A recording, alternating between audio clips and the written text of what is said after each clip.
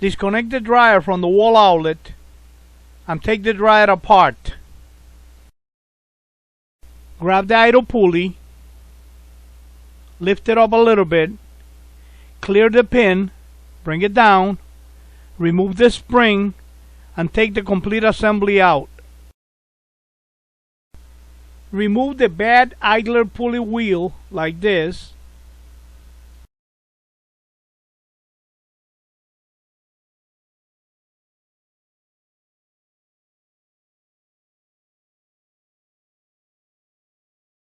For lubrication, you could use white lithium grease from the auto parts store.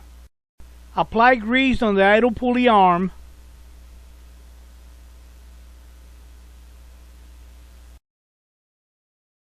and install the idle pulley wheel.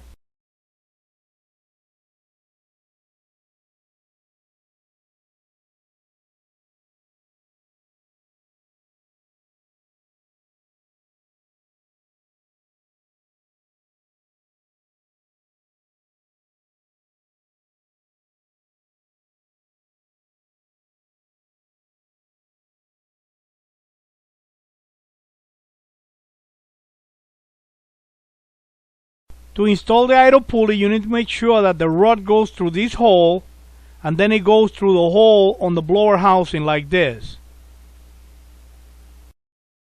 Then you pull it out a little bit to clear the pin, hook up the spring, pull it out again, clear the pin, and then bring it right up, and that's the way you put it on.